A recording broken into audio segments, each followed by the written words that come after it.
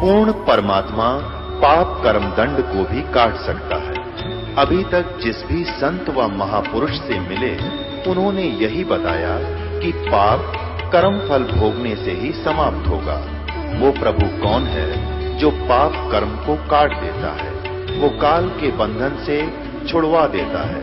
उसका क्या नाम है, पूजा की विधि क्या है? कृपया अवश्य सुनिए जगत गुरु तत्वदर्शी संत रामपाल जी महाराज के अमृत वचन।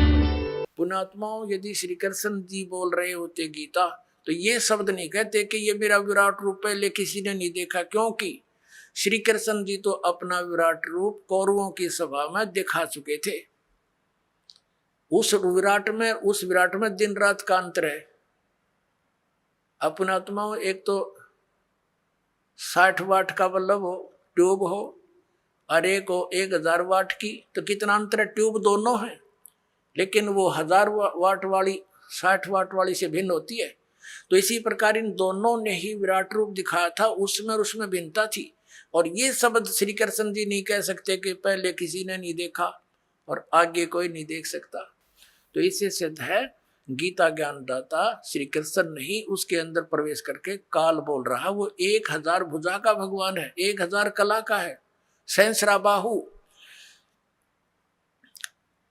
अब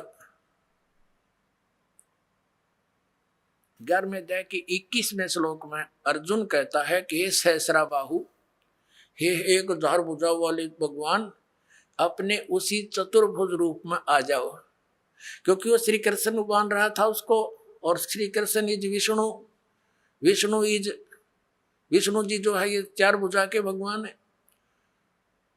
अब इस दास की नजरों से आपको पता चलेगा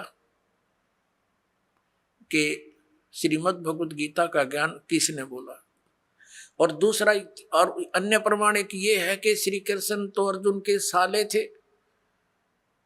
श्री कृष्ण की बहन अर्जुन को ब्याही थी सुभद्रा जी, अपने साले को पहचानने से भूल गया। वो श्री कृष्ण नहीं था। वो श्री कृष्ण से बाहर निकलकर वो काल देख रहा था, ऐसे भयंकर रूप दिखाया, और श्री कृष्ण अलग खड़े हैं, ओझल हो गए उसके प्रकाश में, तेज में।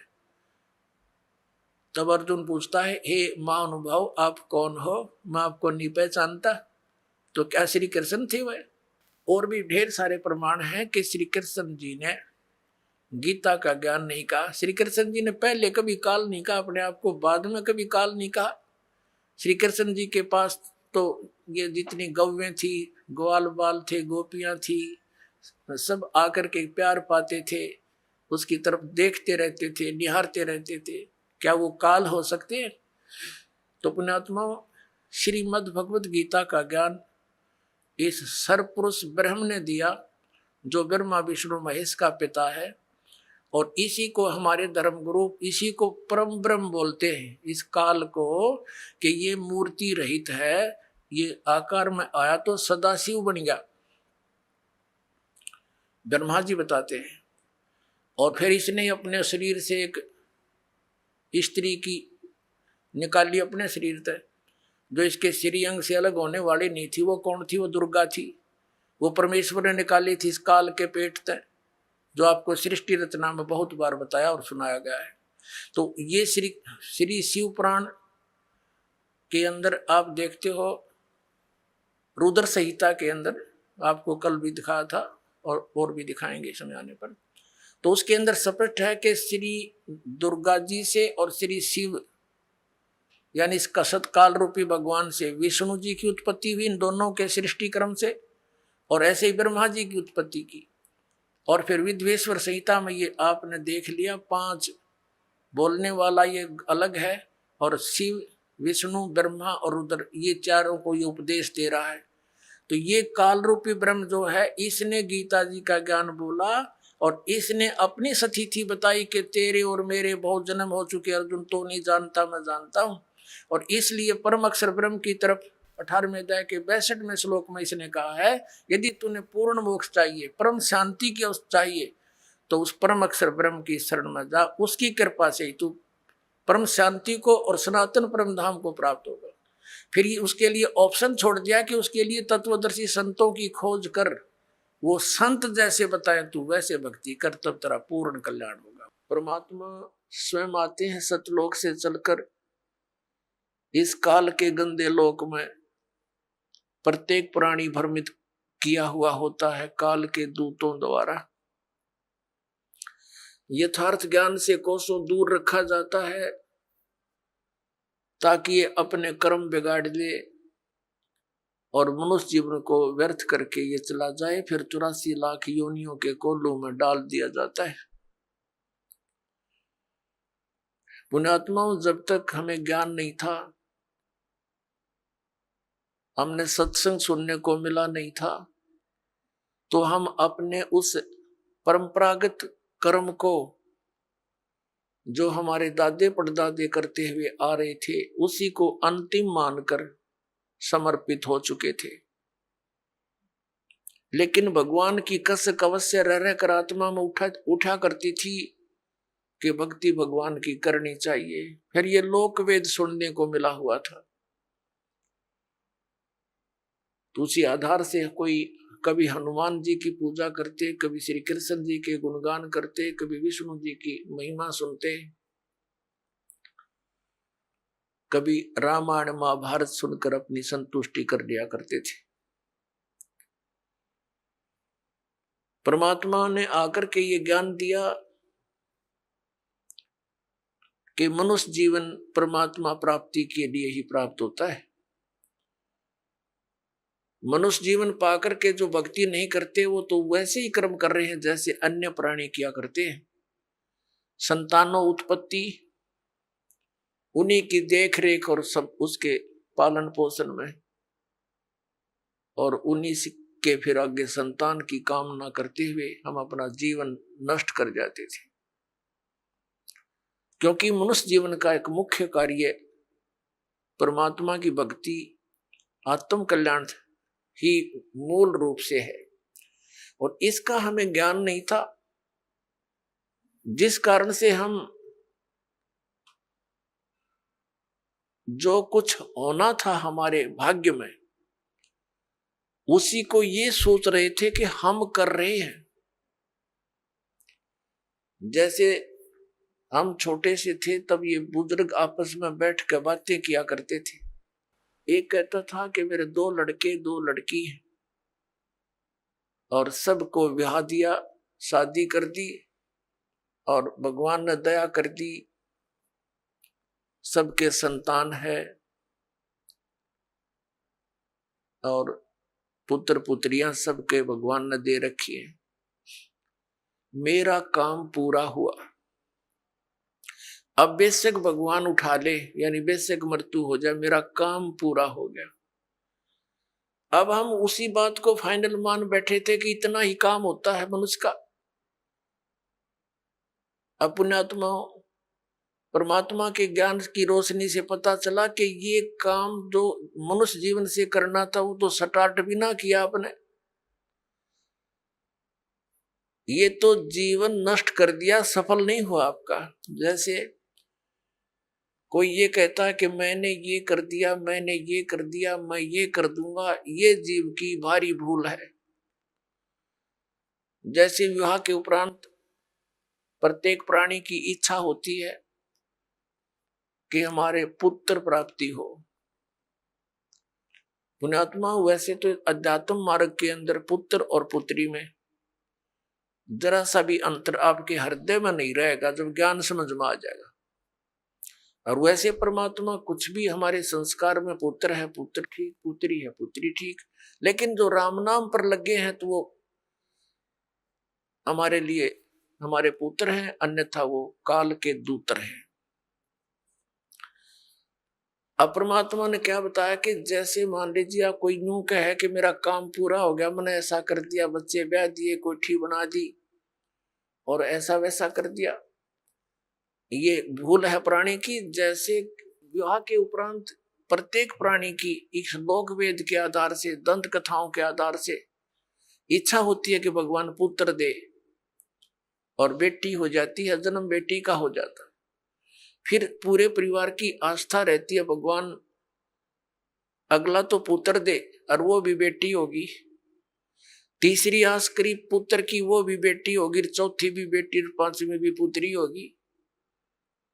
तो क्या आपका चाहा हुआ, क्या आपका किया हुआ वही हुआ जो आपके भाग्य में लिखा हुआ था।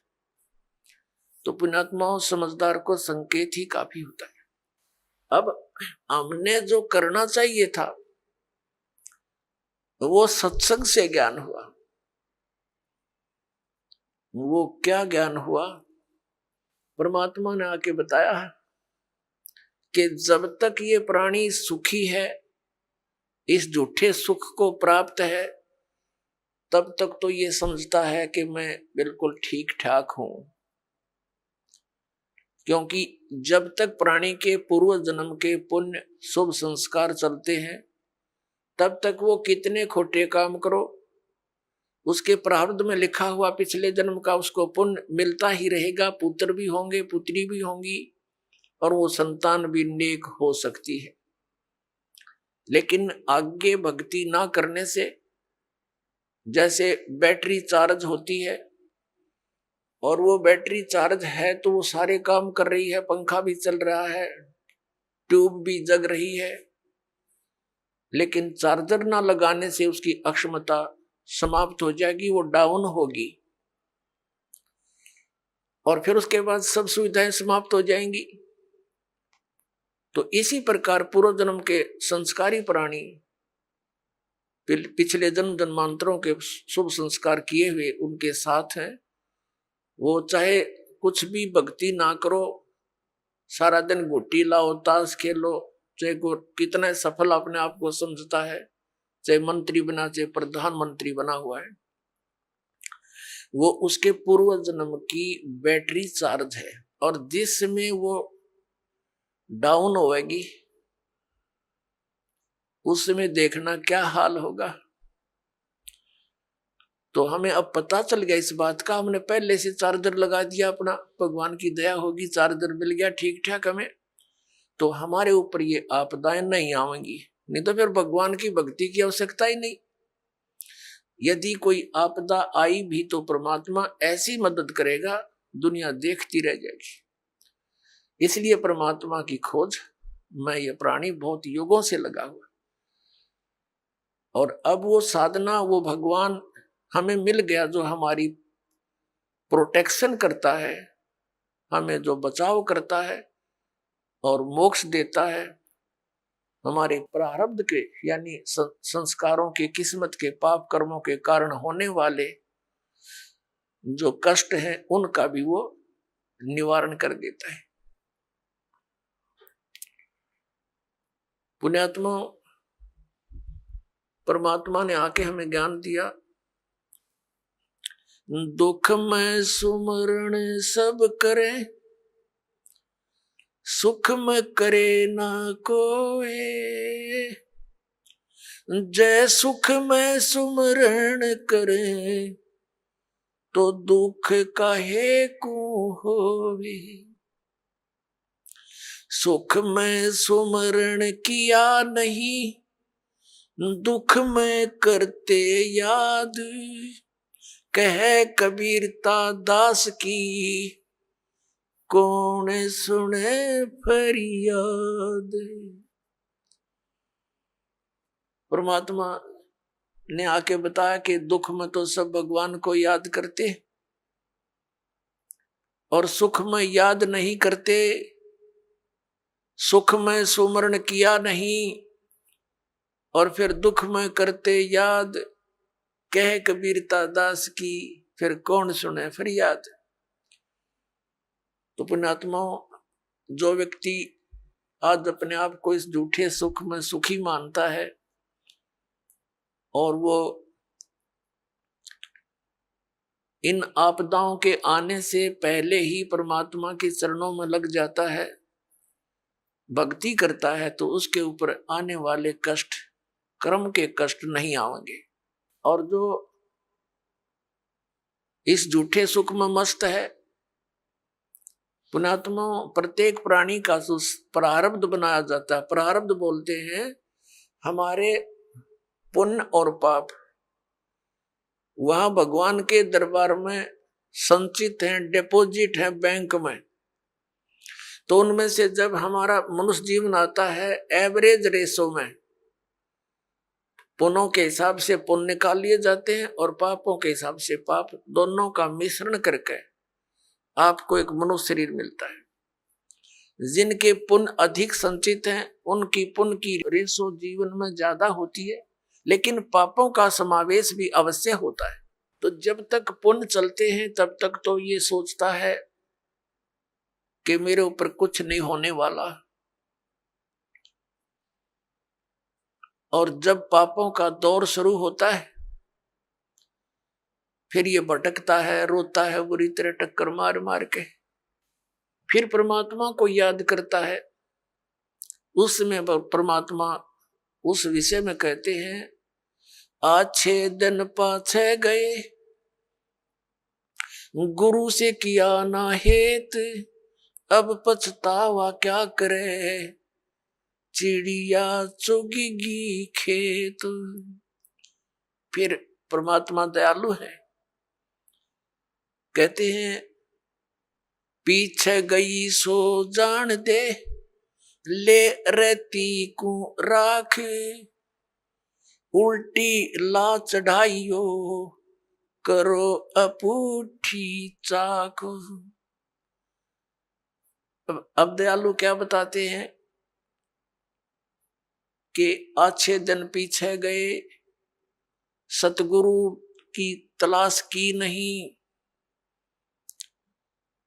और अब क्या पछतावा करे, समय रहते अपने खेत की रखवाल करी नहीं, खेत को चिड़ियों ने खा लिया। फिर परमात्मा कहते हैं कि चेत सके तो चेत ले, आधा आधा पदा उभार, कि जो थोड़ा बहुत बचा है तेरा अब इसको संभाल ले, इसको उभार ले, अब भी बात बन जाएगी। अब क्या बताते हैं परमात्मा, जैसे कुछ बुजुर्ग लोग हैं, वृद्ध हो गए बेचारे, ये तत्व ज्ञान ना मिलने से, अध्यात्म ज्ञान ना मिलने से अपने को जो ट्रेनिंग मिलती है परिवार से, रिश्तेदारी से, कुटुंब कबीले तक, समाज से, वो केवल यही मिलती है, भाई अपना करके खा ले और लेकर दे दे। ये तो एक नेक आदमी पुरुष का कर्तव्य बनता है, ये तो फर्ज होना ही चाहिए। लेकिन इसके साथ साथ हमने भविष्य का जो करना था, वो परमात्मा की साधना, धर्म, पुण्य करने थे, वो ज्ञान के बिना वंचित रह गए। और वो ज्ञान मिले सतगुरु और संत से, तो परमात्मा कहते हैं आखिर तुझको कौन कहेगा, गुरु बिन आत्म ज्ञान। ठीक है, समाज संसार में रहने की विधि तो आपको समाज के लोग बता ही रहे हैं, लेकिन आत्म कल्याण का जो मार्ग है वो संत ही बताया करते हैं, और संतों तक आप पहुंच नहीं पाते क्योंकि आप उसी ऐसे समाज में ग्रप हो गए और उन्हीं विचारों से आप संतुष्ट हो गए कि इतना ही काम है।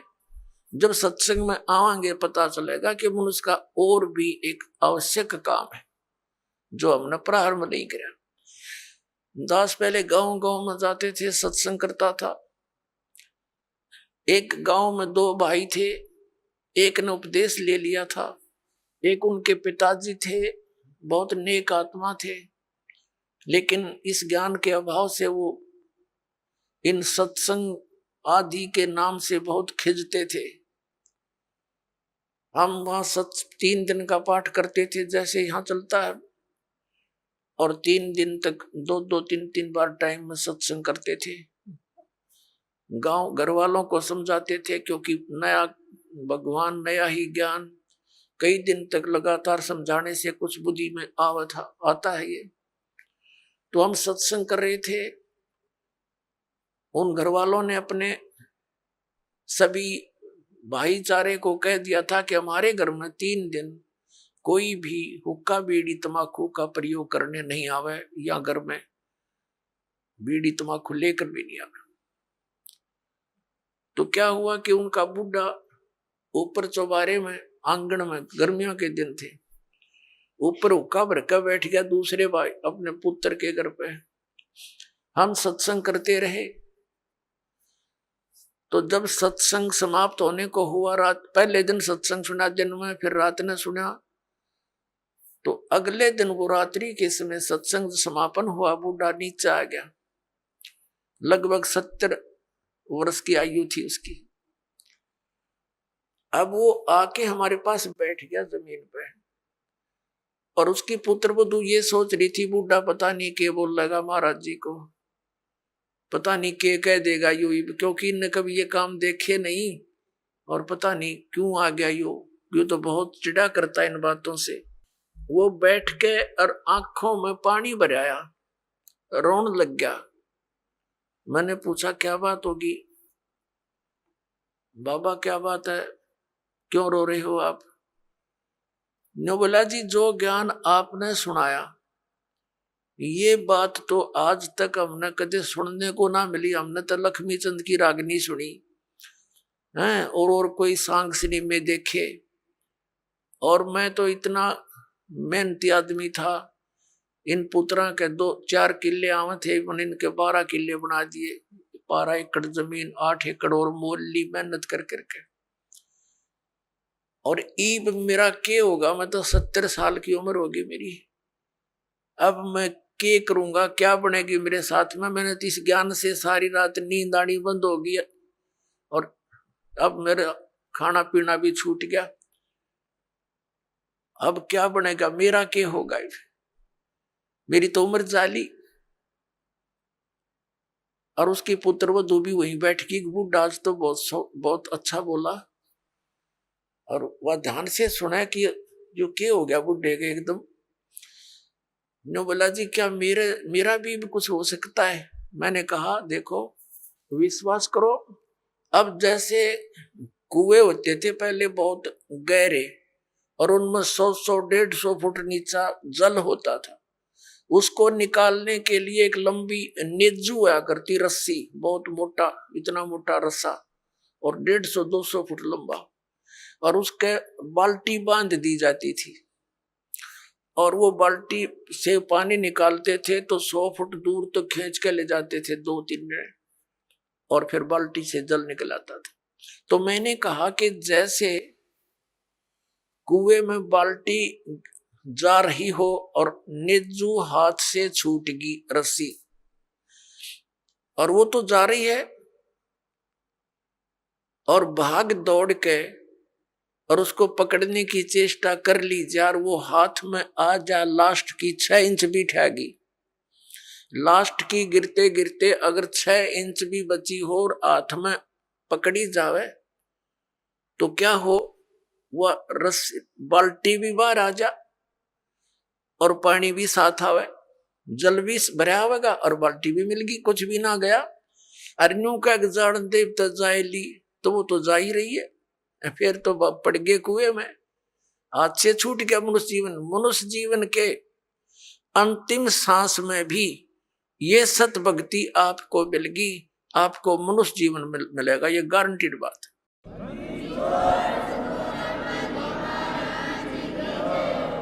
और आप क्या तो अभी 70 वर्ष है, एवरेज 80-90 तो मानते हैं मनुष्य की आयु, और आप तो स्वस्थ दिखाई देते हो, करड़े हो, खूब तगड़े, और नाम लो, पर ओका बीड़ी शराब तमाकू ये छूना नहीं पड़ेगा, और आन उपासना कुछ नहीं करोगे। ये बाबे गांव गुम में जितने डेरे डारे बन रहे हैं या अन्य जो समाध पूजा तीर्थ व्रत ये नहीं करने होंगे।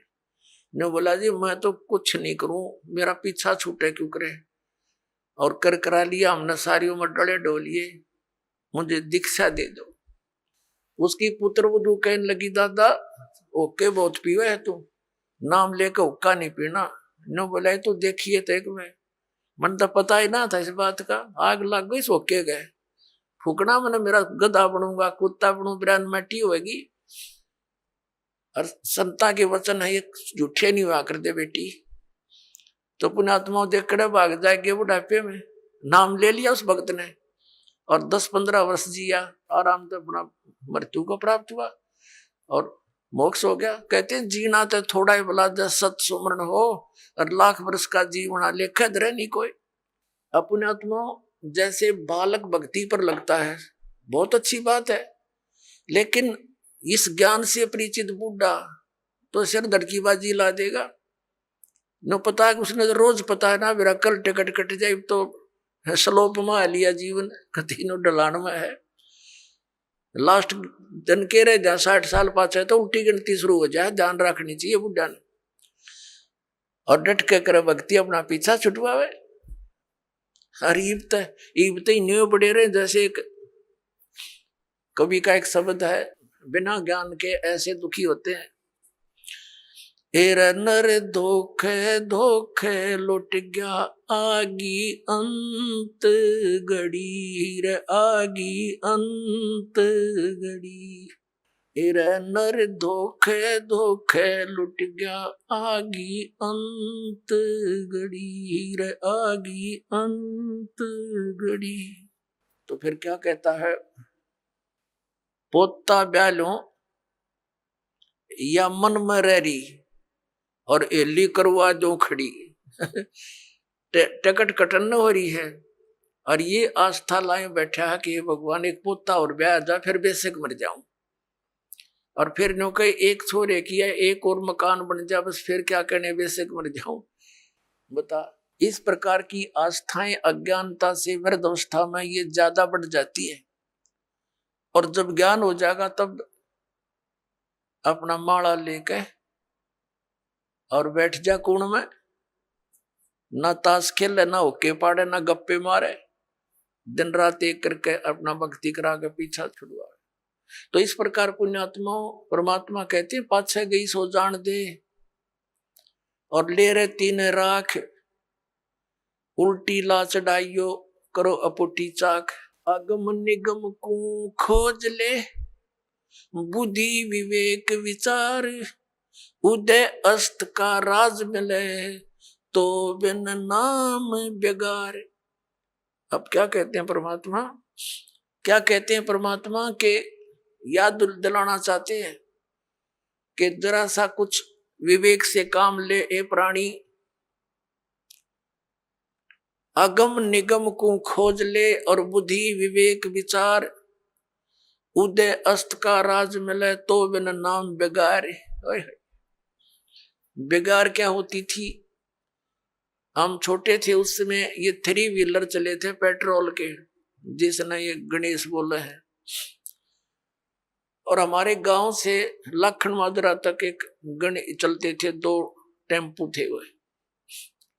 उनमें से एक दिन नहीं आया तो अगले दिन उससे पूछा उसके साथी ने कि कल कहाँ चला गया था।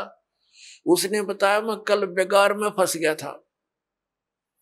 बेगार क्या होती थी, पहले इन पुलिस वालों के पास गाड़ी गुड़ी तो होती नहीं थी और किसी को पकड़ लेते थे, ऐसे को भाड़ा करने वाले को कहीं रेड लगानी होती, कोई चोर उचक्का पकड़ना होता तो उसने पकड़ ले जाते, सारा दिन उसकी रेल बनाए रखते। वो तेल भी अपने दोहरे डालता और सारा दिन इधर चल उधर चल, सुबह पकड़ लेते रात के 12 बजे छोड़ते, 1 मिनट का चैन नहीं और खर्चा करते हैं। तो वो बता रहा था कि कल बेगार में फंस गया, 200 रुपये का खर्चा हो गया। उसमें तेल बहुत सस्ता था, पेट्रोल भी 1-1.5 रुपया 100 रुपये लीटर था। और उस दिन की दिहाड़ी की 200 रुपये का खर्च तेल पानी में लग गया। सारा दिन धक्के खाता, इंडियन मिला, 1 बजे छोड़ा, सुबह ले गए थे पकड़ के रात के 1 बजे। तो वो बेगार होती है, सारा दिन तो पूरा उसको 1 मिनट की पल नहीं, पल का भी चैन नहीं, कहीं रुकावट नहीं, सारा दिन वो ऐसा स्पीड खींचे दिखे और घरते खर्चा करके दिहाड़ी भी लुटवा के और रात न पड़ा आके। तो अपने तो पल्ले तो खर्चा करया और 1 मिनट की चैन नहीं, सारा दिन पहिया चला। वह बेगार कहलाती थी कि अपने चलता दिखे जैसे बहुत स्पीड तक को घनी सवारी करके आता होगा यो, और फंस रहा था बेगार के। तो परमात्मा याद दिलाते हैं कि जो परमात्मा की भक्ति नहीं करते वो चाहे पूरी पृथ्वी का राजा है, आपने न्यू दिखे कि तो बड़े आगे पाछे इसका सलूट मारनी है और बड़ी जय जयकार हो रही है। परमात्मा कहते ये तो 3 व्हीलर वाला है, अपने पल्ले तो पैसे खर्च कर रहा है और खूब चहल पहल दिखाई देती है, अंत में इसकी वाह बिरन माटी होगी, याद रखेगा। अगम निगम को खोज ले बुद्धि विवेक विचार, उदय अस्त का राज मिले तो बिन नाम बेगारे। या भक्ति नहीं है तो यु राजा पूर्व जन्म की कमाई को बर्बाद कर रहा है और आगे की दाढ़ी बनती नहीं, क्योंकि यू नाम जाप ठीक नहीं कर रहा है। तो इसलिए परमात्मा कहते हैं बिन उपदेश अचंभ है, ये क्यों जीवत है प्राण, भक्ति बिना का ठोर है, ये नर नाही पाषाण। परमात्मा कबीर परमेश्वर जी कहते हैं कि बिना उपदेश लिए, बगैर गुरु धारण किए ये मनुष्य, ये जीव किसको आधार मान के जी रहा है। मुझे इस चीज का आश्चर्य हो रहा है। और भक्ति बिना का ठोर है, ये नर नाही पाषाण। ये तो पत्थर हैं जब इस मनुष्य जीवन को बर्बाद कर रहे हैं, ना कोई आधार। यदि हम बच्चों को आधार मानते हैं तो हमारी ये मृत्यु हो जाती है, तो बच्चे हमारे कहां से हुए। हमारे सामने बच्चों की मृत्यु हो जाती है तो ये आधार निराधार था, हमारा भूल थी हमारी कि हम इसीलिए जी रहे थे। हमारा आधार होना चाहिए मोक्ष, और मोक्ष के लिए पूर्ण संत की आवश्यकता होती है, सत भक्ति की आवश्यकता होती है। तो वो सभी समय संयोग इस कलयुग में आके इकट्ठे होते हैं, जो अब आपके लिए रजा कर रखी भगवान। संत पूरा हो, पूर्ण परमात्मा की भक्ति हो, शास्त्र अनुकूल हो, अधिकारी हो नाम देने का, तो ऐसे संयोग, ऐसे नंबर कदे कदे जुड़ा करे जो आज सारे नंबर मिल गए। और अब केवल नाम लेना है, बुराइयों से बचना है, मोक्ष हो जाएगा। परमात्मा क्या कहा करते हैं, यो सौदा फिर नाही संतो, यो सौदा फिर नाही, यो सौदा फिर नाही रे संतो, ये सौदा फिर नाही। लोहे जैसा ताव जात है, लोहे जैसा ताव जात है, ये काया दे सराही रे संतो, यो सौदा फिर नाही। ये सौदा फिर नाही संतो, यो सौदा फिर नाही। ये मनुष्य जीवन का मिलना बार बार नहीं होता। किसी सदग्रंथ को उठाकर देख लो, किसी महापुरुष के विचार देख लो कि मानुष जीवन दुर्लभ है, ये मिले न बारंबार, और जैसे तरवर से पत्ता टूट जाए वो फिर नहीं लगता डार। परमात्मा कहते हैं कबीर साहब जी के इड़की दे दे रोएगी सुरता जो तू चलेगी अकेली। जिस परिवार के लिए तू सारा दिन केवल इस पशु जैसे कर्म में ही लीन रहता है, और जब तेरी मृत्यु होने का समय आ जाएगा, अचानक बीमारी भयंकर हो जाती है लाइलाज, फिर वो सोचता है कि अब मेरा क्या होनेगा भगवान, मेरे बच्चे रह गए, इनका क्या होगा। परमात्मा कहते हैं तू भक्ति कर, मेरी शरण में आ, तेरी आयु भी बढ़ाऊंगा, तेरे बच्चों की भी रक्षा करूंगा। इसलिए भगवान की खोज हम कर रहे थे, भक्ति कर रहे थे कि हमारा ऐसा बुरे टाइम में भगवान मदद किया करता है। तो परमात्मा कहते हैं तू मेरी शरण में आ, फिर लग ढंग से। मानुष जन्म दुर्लभ है, ये मिले न बारंबार। कहते हिड़की दे दे रोएगी सुरता, आत्मा को कह रहे हैं जब तू चल रहेगी अकेली। जिस परिवार को अपना मान रहा था वो तो यहीं रह गया, तेरी बांह पकड़ के ले जाएंगे यम के दूत। फिर नो कह पछाड़ खा खा रोएगी तू आत्मा, क्योंकि तेरा कोई संभालने वाला होगा नहीं, तेरा भगवान परमात्मा साथ दे नहीं, क्योंकि आपने उसकी साधना की नहीं विधिवत। और यदि आपने सत भक्ति कर रखी है और आपका यहाँ से जाना भी तो है ही सभी ने, लेकिन मालिक आपके साथ खड़ा पाओगा जब कहेगा बेटा मेरे साथ, और यम के दूत दूर हो जाएंगे, एक दूर कति 100 कोस दूर खड़े पाओगे। तो हमने उस दिन की भी अब थोड़ी सी चिंता करनी चाहिए जब संसार छोड़ कर चलेंगे। इंसान घर से चलता है और जाने से पहले वो रात के सटे की चिंता पहले करता है कि कहाँ रुकूंगा। कोई धर्मशाला का या कोई रिश्तेदारी का कनेक्शन खोज करता है, और जब संसार छोड़कर जाता है ये कभी सोचता है नहीं अब कहाँ जाऊंगा, आगे कहाँ ठिकाना है मेरा। कबीर परमेश्वर जी ने आके बताया है, आदरणीय गरीबदास साहिब जी को मिले, उनको सचखंड लेकर गए, वापस छोड़े, फिर उनकी महिमा को गरीबदास साहिब जी ने उन्हीं द्वारा दिए गए ज्ञान को इस प्रकार बताया है। आगे गए ना बावड़े रहते भी सब जाही, बिन साहेब की बंदगी कहीं ठोड़ ठिकाना नहीं। जो पहले चले गए हमारे पुरुष वो तो बताने आए नहीं हमारी गिल के बुंडी बनी या अच्छी बनी, और शेष बच्चे ये भी सब जाएंगे, और बिन साहेब की बंदगी यानी परमात्मा की भक्ति बिना कहीं ठोर ठिकाना ना। अब परमात्मा कौन है?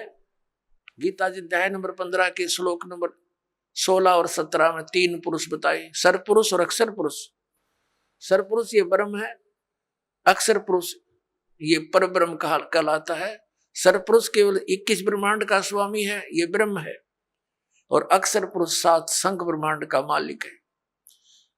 गीता जी अध्याय नंबर 15 के श्लोक नंबर 17 में कहा कि उत्तम पुरुष है तू अन्य परमात्मा इति उदाहरते है। वो इन दोनों से श्रेष्ठ परमात्मा वास्तविक भगवान तो कोई और है जिसको परमात्मा कहते हैं,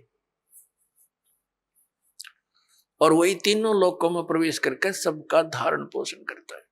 अब परमात्मा की भक्ति बिना, अब हमारा परमात्मा हमारा साहिब कौन है? कबीर साहिब है, वो परम अक्षर ब्रह्म है, उसका कभी विनाश नहीं होता। उसकी साधना करने वाले प्राणी फिर लौटकर कभी संसार में जन्म मृत्यु में नहीं आते।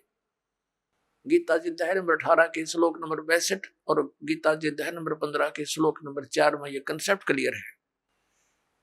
गीता ज्ञानदाता कहता है कि उस परमेश्वर की शरण में जा, उसकी कृपा से तो परम शांति को, सनातन परम धाम को प्राप्त होगा, और जहां जाने के बाद साधक फिर कभी लौटकर वापस संसार में नहीं आते।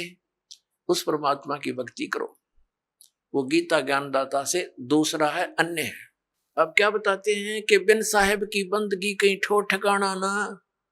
यदि हम ब्रह्मा विष्णु महेश या ब्रह्म या परब्रह्म यानी अक्षर पुरुष की भक्ति करते हैं तो जन्म मृत्यु सदा बनी रहेगी। इनकी भी जन्म मृत्यु है, और इनके अंतर्गत जितने प्राणी हैं उनकी भी, इनके साधकों की भी जन्म मृत्यु सदा बनी रहेगी।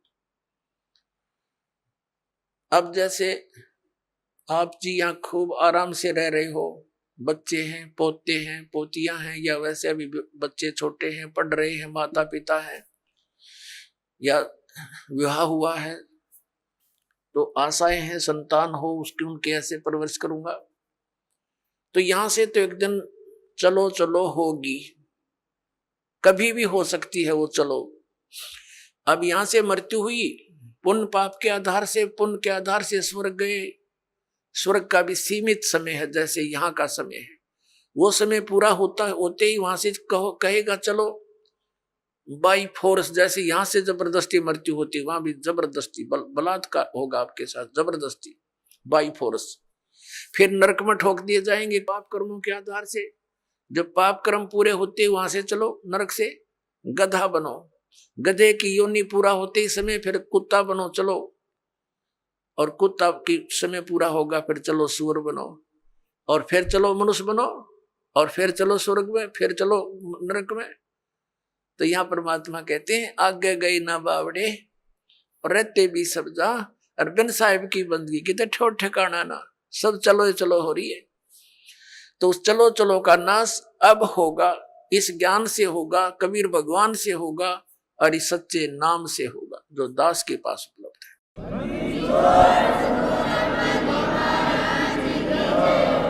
और इसका एक बेनिफिट और होगा हमें कि हमारे इस जीवन में हमारे परिवार की आपदाएं भी टलेंगी। आपकी आयु शेष नहीं है, आपकी आयु बढ़ाएगा ये वो भगवान है जो उम्र भी बढ़ा देता है। आपके बच्चों की, आपके परिवार की रक्षा करेगा, आपके रिश्तेदारी तक भी परमात्मा आपको दुखी ना होने के कारण वो वहां तक भी आपके रक्षा करेगा कि मेरी आत्मा को चोट ना पहुंचे, वहां तक सुख देने की चेष्टा करेगा। ये ऐसा परम पिता है, ये कबीर भगवान है। अब प्रसंग चल रहा है, ये सौदा फिर ना ही संतो यूं सौदा फिर ना ही। लोहे जैसा ताव जात है काया देश राही। तीन लोक और भवन चतुर्दश सब जग सौदे आही। और दुगने तिगने किए चौगने किन्हु मूल गवाही। ओए होए, ये मनुष्य शरीर ऐसा जानो जैसे कारीगर होते हैं।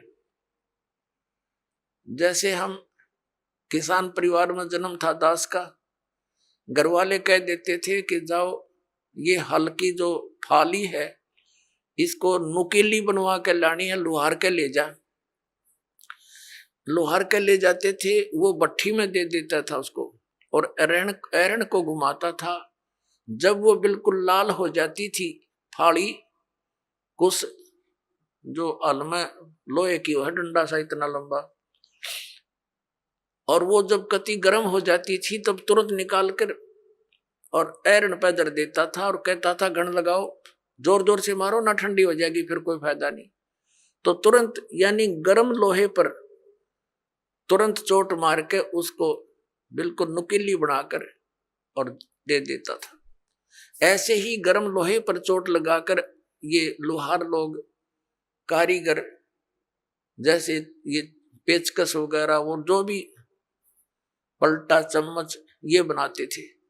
तो जब गर्म है, गरम गरम पर चोट लगा दी, लोहे के साताव है ये, तो वो तुरंत उसका जो बनाना चाहते वो बन जाता है। जरा सा ठंडा हो जाए तो बेशक उस पर हथौड़े मारे जाओ, उसका कोई यूज नहीं, बांगा टेढ़ा बन जाएगा।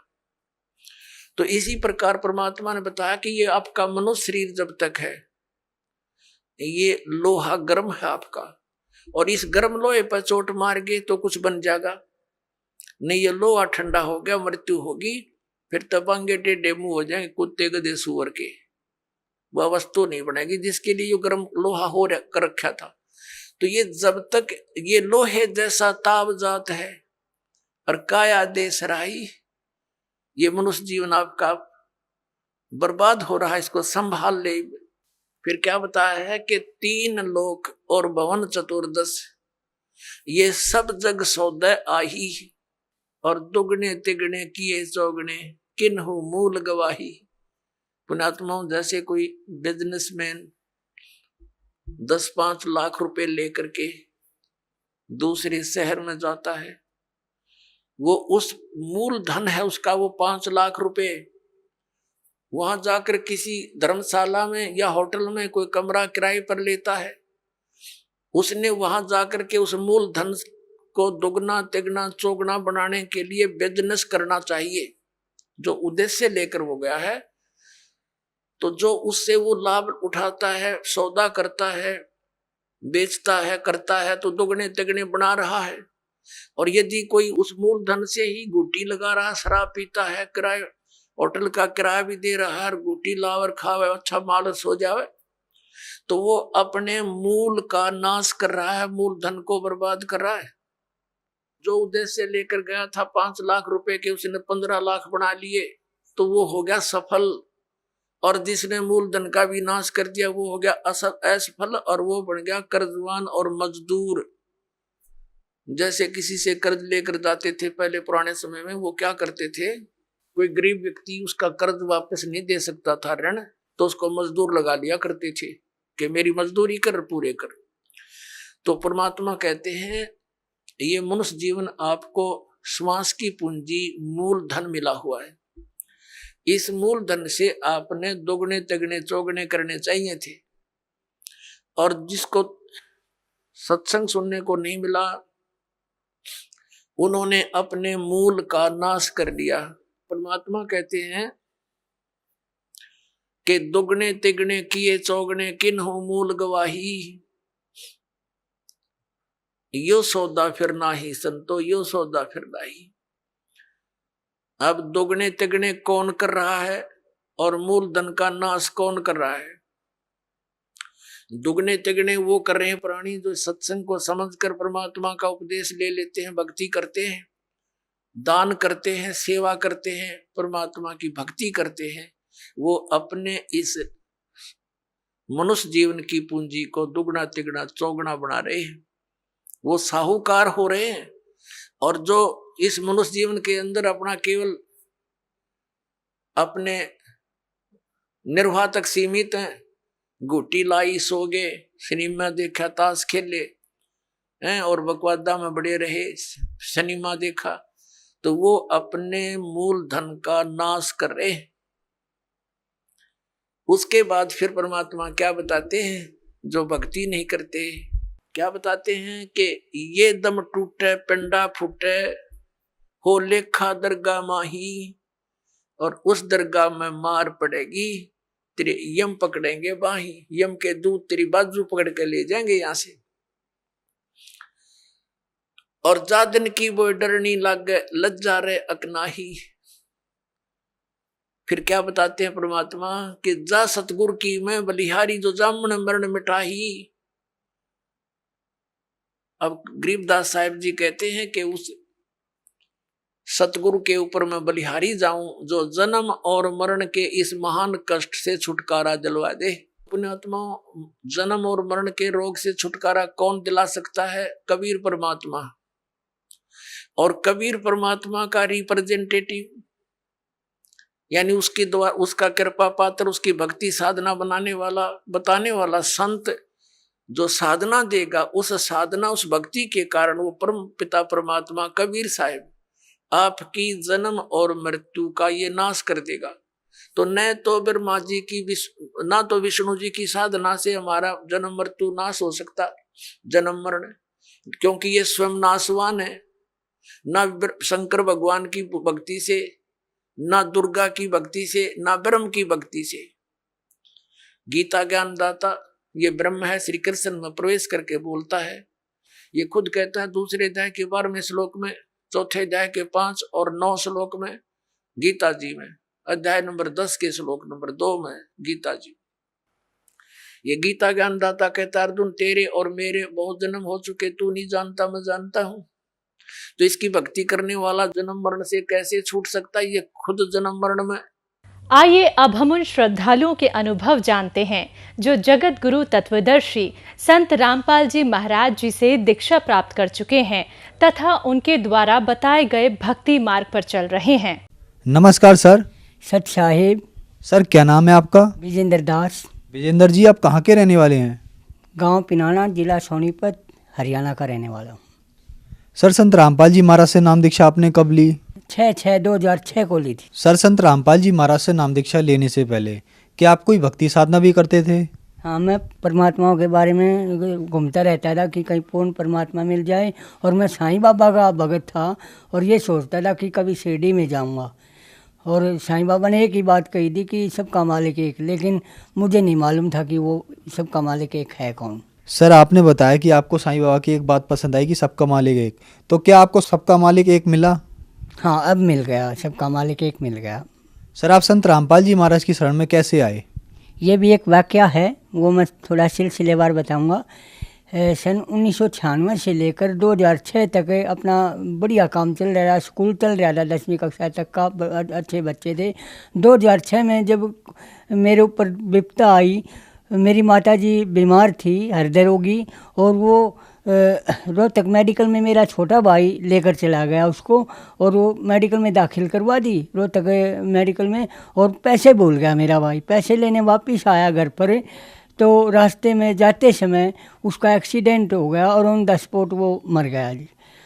वो मरने के बाद ठीक 13 दिन बाद, जिस प्रकार ग्रामीण करते हैं, 13वीं वाले दिन मेरी माँ भी चल बसी, और मेरी माँ चल बसी और स्कूल के बच्चे भी तितर बितर हो गए, और एक नौकरी के पैसे ले रहा था जो कि बहुत ज़्यादा थे। मैंने मेरे पिताजी ने अपने भी दिलवाए थे और दूसरों के भी दिलवाए थे, लगभग 60-70 लाख रुपए थे, और वो भी लेकर चंपत हो गया जी।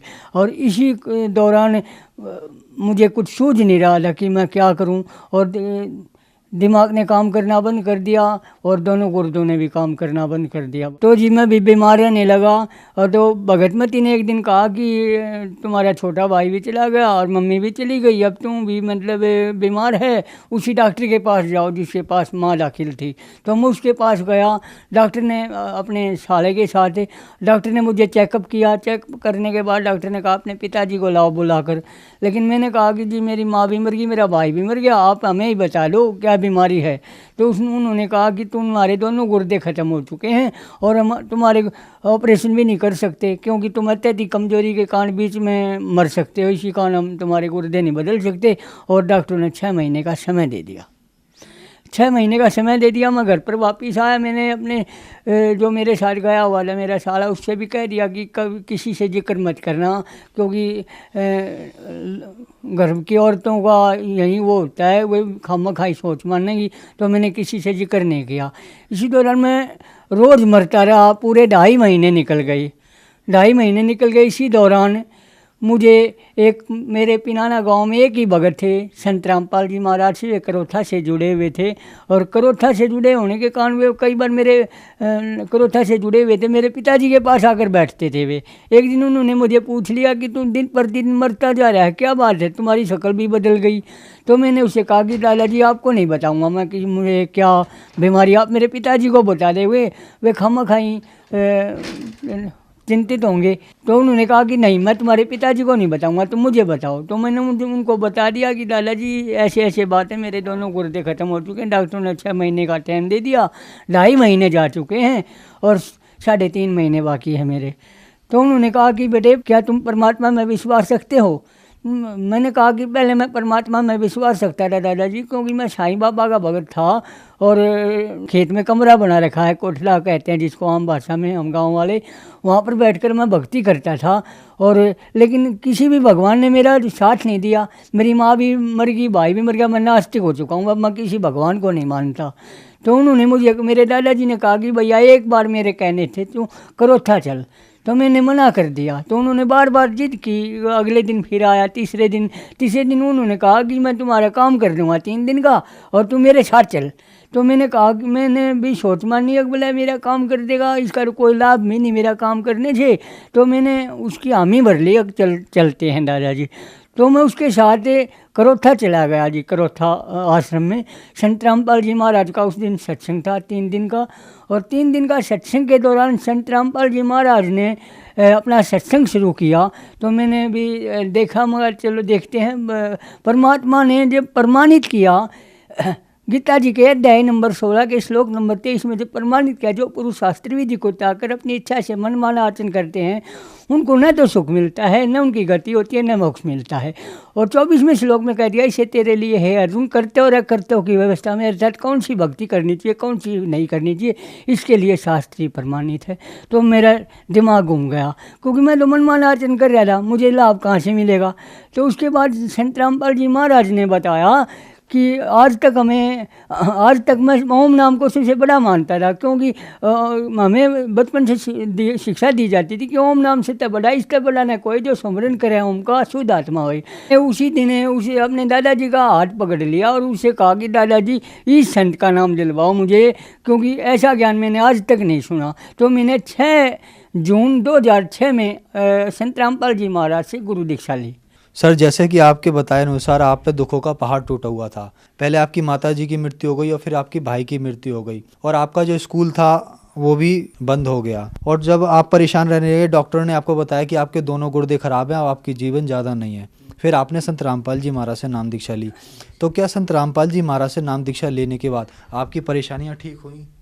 तो संत रामपाल जी महाराज के से नाम दीक्षा लेने के पश्चात मुझे थोड़ा थोड़ा आराम महसूस हुआ और 1 हफ्ते में आराम लगने लगा। उसके बाद मैं घरवाली बोली कि तू एक बार दोबारा चेक करवा करा। तो मैं डॉक्टर के पास गया, उसी डॉक्टर के पास। उस डॉक्टर ने मेरा चेकअप किया और कहा कि तुम्हारे दोनों गुर्दे अब बिल्कुल सही हैं, तुमने कहाँ से दवाई ली? तो मैंने उनको बताया कि संत रामपाल जी महाराज से मैंने नाम दीक्षा ली। तो डॉक्टर तो नहीं मानते इस चीज़ को।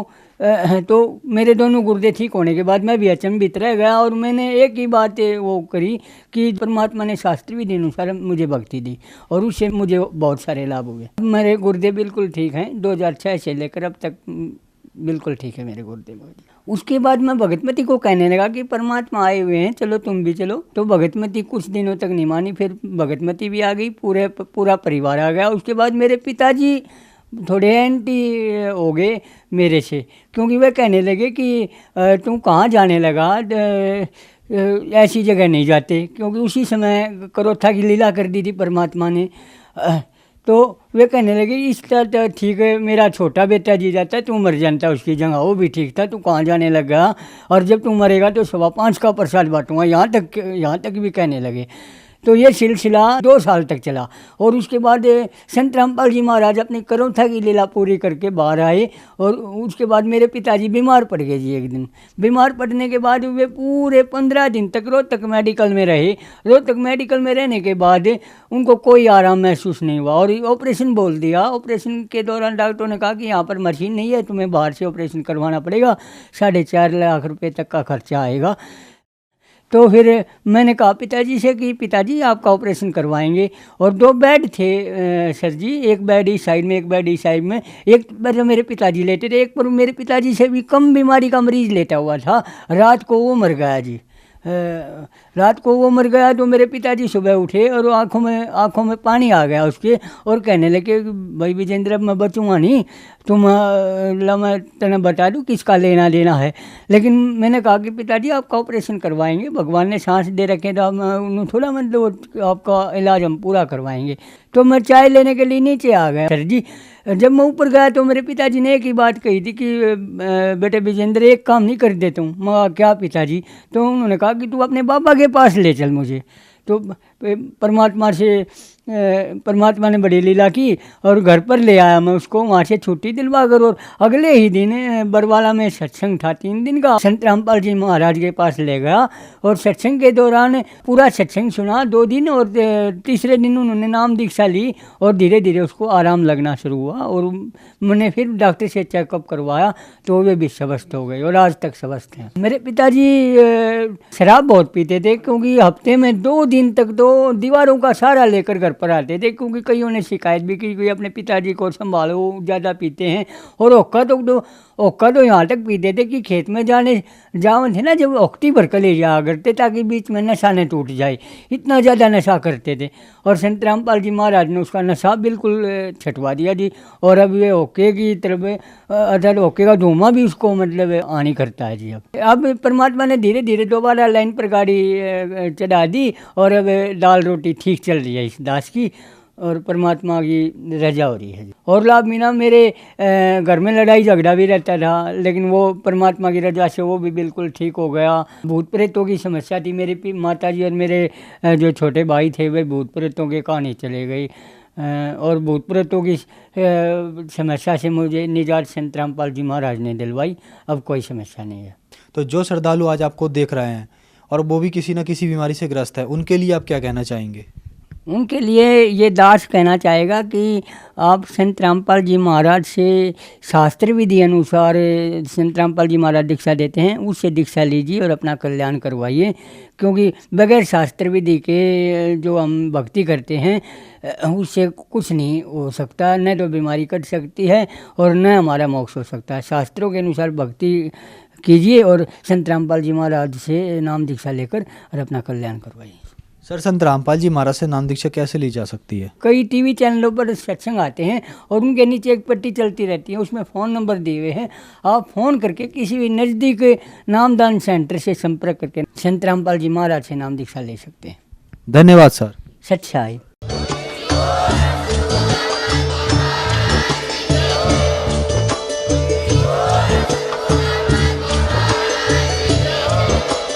आप सुन रहे थे जगत गुरु तत्वदर्शी संत रामपाल जी महाराज जी के मंगल प्रवचन। अधिक जानकारी के लिए विजिट कीजिए हमारी वेबसाइट www.jagatgururampalji.org। संत रामपाल जी महाराज जी के शुभ आशीर्वाद से पूरे विश्व भर में 500 से भी ज्यादा नाम दीक्षा केंद्र हैं, जिन पर संत रामपाल जी महाराज जी द्वारा ऑनलाइन निशुल्क नाम दीक्षा दी जा रही है। अपने नजदीकी नाम दीक्षा केंद्र का पता करने के लिए संपर्क करें 8222880541।